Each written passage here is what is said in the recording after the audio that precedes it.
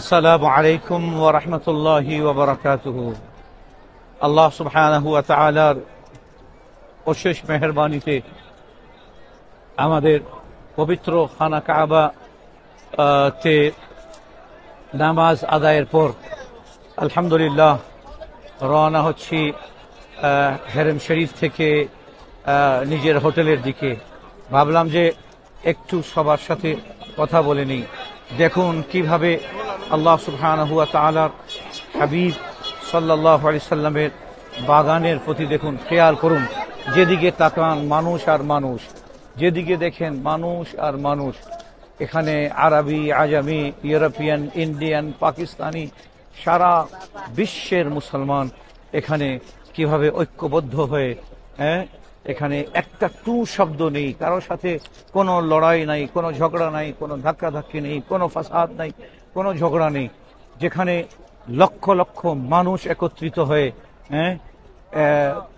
নামাজ আদায় করতেছে, সকলের একটাই টার্গেট, আল্লাহ তুমি তোমার হাবিব সাল্লাল্লাহু আলাইহি সাল্লামের সুন্নতের উপর আমাদেরকে পাবন্দ করে দাও এবং আমাদের দ্বারা দ্বীনের কাজ নিয়ে নাও।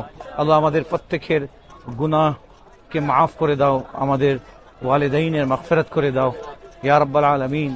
আমাদের কৃতকর্মের জন্য তুমি আমাদের পাকড়াও করো না, কারণ তুমি বলেছো ইন্না বাতশা রাব্বিকা লাশাদীদ, তোমার রবের পাকড়াও অনেক মজবুত। আসুন আমরা সবাই একত্রিত হয়ে বাংলাদেশের সুন্নিয়ত এর মধ্যে ঐক্য সৃষ্টি করি। সবাই একত্রিত হয়ে আমরা সুন্নিয়তকে ভালোবাসি এবং আমরা চেষ্টা করি যেন আমরা আমাদের সুন্নিয়তকে সামনে নিয়ে যাওয়ার জন্য যে ধরনের কোরবানি আমাদের দেওয়ার প্রয়োজন আমরা সেই কোরবানি দেব, যে ধরনের ত্যাগ স্বীকার করার প্রয়োজন সেই ধরনের ত্যাগ স্বীকার করব। কারণ ইমাম হুসাইন রাদিয়াল্লাহু তাআলা আনহু আমাদেরকে এটাই শিক্ষা দিয়েছেন।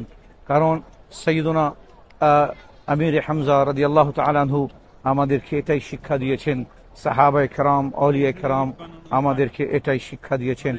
আল্লাহ সুবহানাহু ওয়া তাআলা আমাদের সবাইকে যেন কবুল করেন, আমিন। আসসালামু আলাইকুম ওয়া রাহমাতুল্লাহি ওয়া বারাকাতুহু।